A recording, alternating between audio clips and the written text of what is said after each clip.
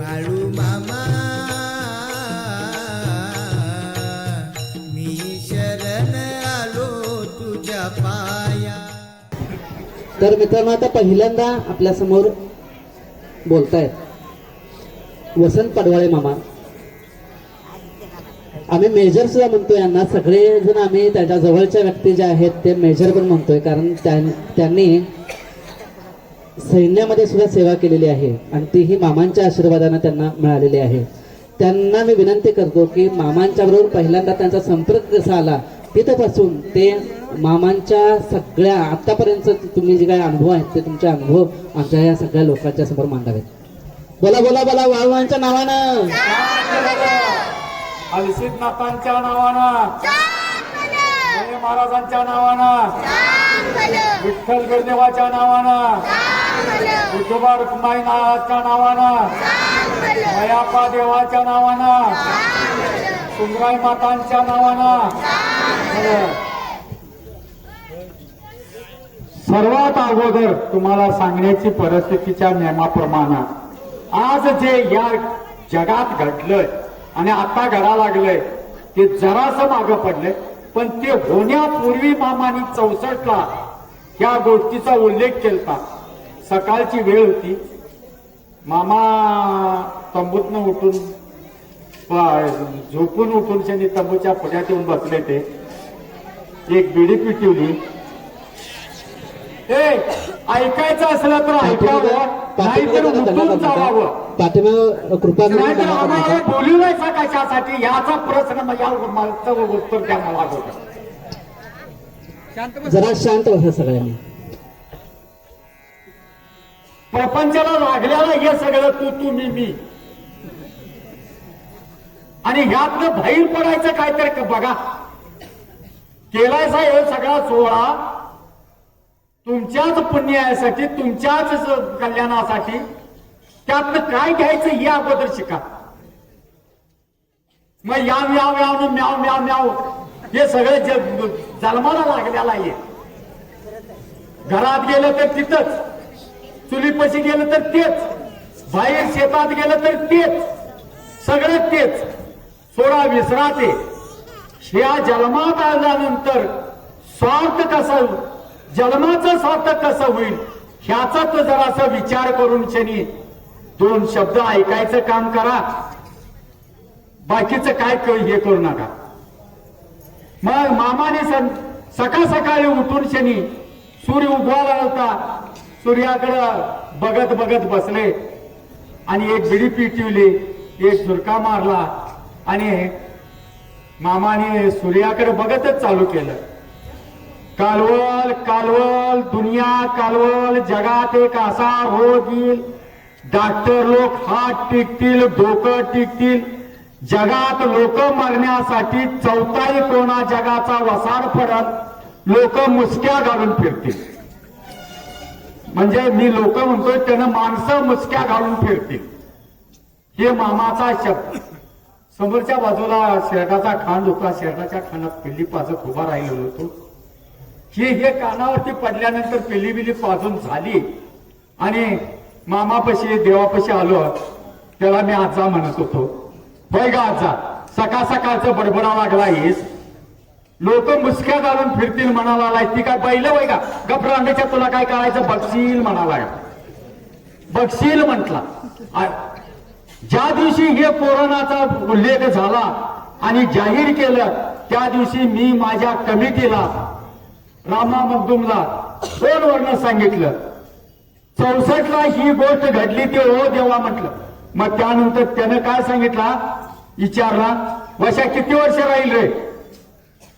2 वर्ष राहतील म्हणून सांगितलं. आणि ते मामाने बोललं होतं ते. मी काय माझ्या पदरचं सांगा, मी जे ऐकलं होतं ते सांगायला लागलो.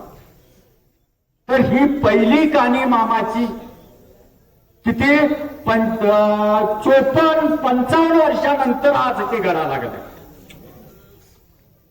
मग किती पुढचा विचार असेल बघा. पृथ्वी जन्माच्या अगोदरचा बाळूदंडगर आहे रे, काहीतरी समजशीला रे म्हटला.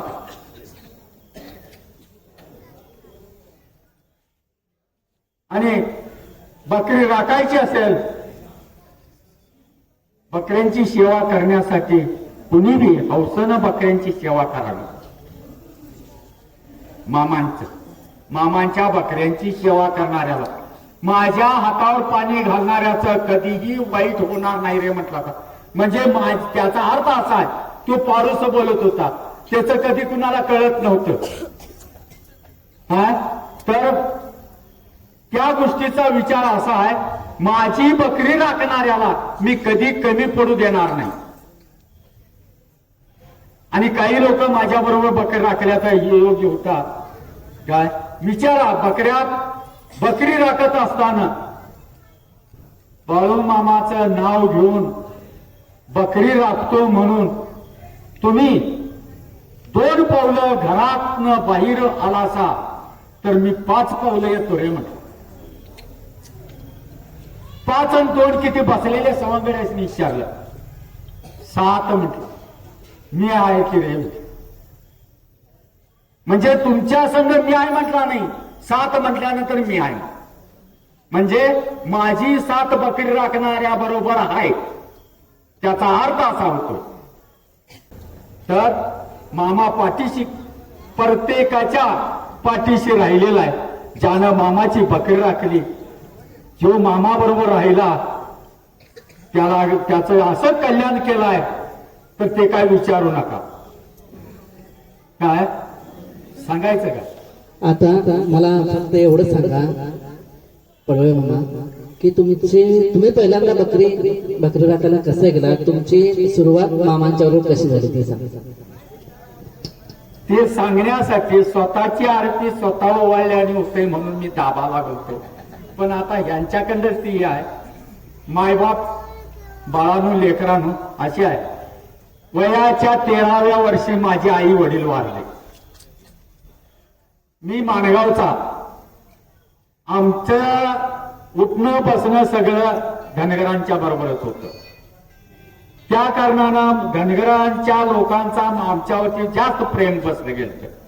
आणि पुटुपुटू हे दोन्ही बी मरून गेल्यानंतर धनगरवाड्यातले लोक गरीबाचं पोर काहीतरी होईल मरल म्हणून शेने रामू जोग म्हणून होता पारखं होतं, त्यानं मला घेऊन आला मामापाशी. असली तसली घेऊन येतोस म्हणून शेने मामा त्याला शिवा द्यायला लागला. तर वाडीचा देव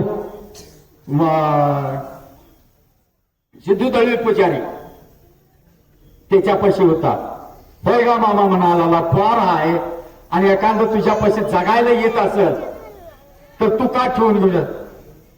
दळवी पुजाऱ्या उठ म्हणाला, तुझ्या वाडीच्या देवाला विचारायचं आणि तू काय म्हणतोय ते सांगायला मला यायचं. संध्याकाळी 5ची वेळ होती. कापशीवरच्या परिसरात बकरी होती. कापशीवरनं इकडे येताना निमनोरातनं खडकेवाडा ते चिखली ते कुर्ली आणि कुर्लीत नापाची वाडी.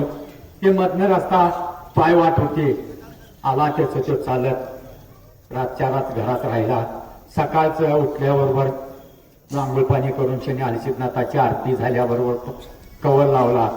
हलसिद्धनाथानं 1 नंबरचा कवल झालाय म्हणून शनी सांगतच आहे. अरे अरे अरे म्हणाला, ह्या रांडच्या नशिबात काय कर, हा याला ठेवून घ्या लागतं रे म्हटलं. ठेवून घेतलाय की. वयाच्या 13 वर्षापासून मामाच्या सेवेत राहिलो. मामा 3 वर्ष मामा बरोबर राहिलं. त्यानंतर मामा यांनी समाधी घेतली. समाधीला येताना बकरी त्यांनी मगाशी सांगितलं, बकऱ्यांचं प्रेम, बकऱ्यावरती प्रेम आणि बकऱ्यांचं प्रेम किती तुम्हाला सांगतो. ज्या वेळेला मामा इथं आले आदमापुरात, 3-4 दिवस झाले. 4 दिवसानंतर त्यांनी समाधी घेतली. आम्हाला तिकडे यायला 8 दिवस लागलं. 8व्या दिवशी आदमापूरच्या तळाला आलं. ज्या वेळेला समाधीपाशी बकरी आली, 2 तास भोवतीनं रडत होती, वरडत होती. आदमापूर गाव सगळं ऐकत होतं आणि बघत होतं. त्यांच्या देखील डोळ्यात पाणी. मूक जनावर एवढं हे केलं. मामांच्या नंतर मूक जनावरांनी एवढी आठवण झाली. आमचा धनी बाजूला झाला म्हणून 2 तास रडत होती, वरडत होती, भोवतीने फिरत होती. इतकं दुःखदायक गोष्ट. आणि वर आकाशातून सुद्धा त्यावेळेला पाऊस पडला होता मित्रांनो. आभाळ सुद्धा रडत होता. अशी अवस्था होती त्यावेळेला समाजाच्या वेळेला. आपल्या तो समाजाचा फोटो सुद्धा इथं उपलब्ध आहे. होय. बाळू मामा